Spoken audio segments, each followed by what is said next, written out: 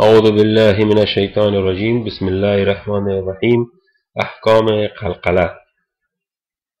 قلقله عبارت از جنبش و تکان و در اصطلاح علم تجوید تکان دادن حرف را بر مخرج آن قلقله گویند. حروف قلقله عبارت از قاف، تا، ب، جیم و دال که در مجموع قطب جد گفته شده.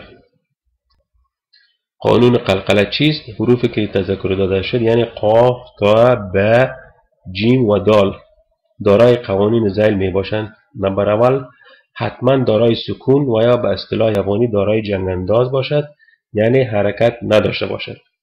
مهم نیست که حرف قلقله در کجا آمده است، یعنی در وسط کلمه یا در اخیر کلمه باید قلقله شود، یعنی حرف در مخرجش لرزانیده شود. سوم، اگر قاری در وسط آیت برای نفس گرفتن موقتا توقف می کند و حروف قلقله حرکت می داشته باشد، قاری حرف را قلقله کرده و مرتبه دوم همراه با حرکتش قرائت می نماید. مراتب قلقله به 3 مرتبه تقسیم شدند: مرتبه اعلی، مرتبه اوسط و مرتبه ادنا. مرتبه اعلی وقتی که حرف قلقله دارای مشدده می باشد، تلفظ قلقله به شکل شدید و یا ثقیل گفته می شود. به طور مثال الدواب، تبت یدا ابی لهب و تب چون شد دارد. مرتبه اوسط وقتی که حرف قلقله دارای حرکت و متحرک باشد و در آنجا وقت می نماییم، صدای قلقله به شکل متوسط گفته می شود و همچنان به خاطر داشت که حرف قلقله در اخیر لغت قرار می داشته باشد. به طور مثال فلق، علق، وقب.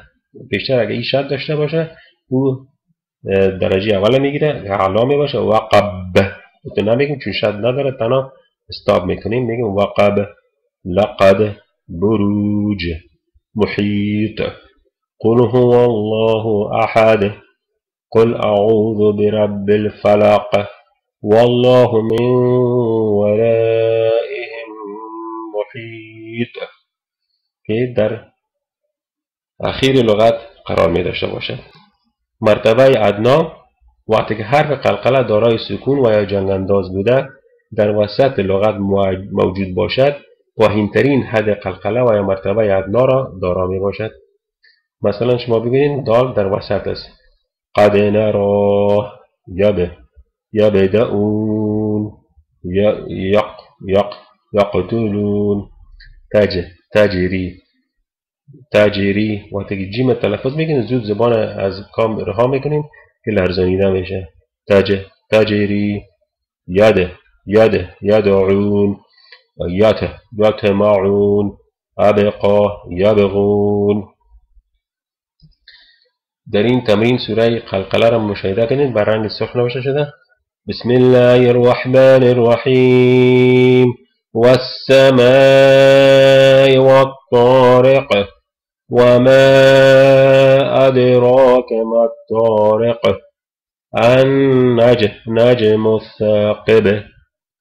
اگر حرف که حرکت می داشته باشد و زود بخواهید که بگذارین قلقله نمیکنید. مثلا ببینید شما والسماء والطارق وما ادراك ما الطارق، میره همراه حرکتش میگین قلقله نشد. وقتی که استاپ میکنین قلقله میکنین. ببینین وما ادراك ما الطارق، ما الطارق اینجا در وسط است، اینجا در اخیر است و حرفی که اعلا باشه شدده داشته باشه اینجا نامده، ولی که نمی اروپایی که بر رنگ سرخ نوشته شده قلقله است. پرکتس میکنیم باز انشاءالله خوبتر میشیم. سبحان ربك رب العزة عما يصفون وسلام على المرسلين والحمد لله رب العالمين. ربنا آتنا في الدنيا حسنة وفي الآخرة حسنة وقنا عذاب النار. ربي زدني علما، ربي زدني علما. او خدای دعا میکنیم که علم ما را زیادتر بکن. سبحان ربك رب العزة عما يصفون وسلام على المرسلين والحمد لله رب العالمين. السلام عليكم ورحمة الله.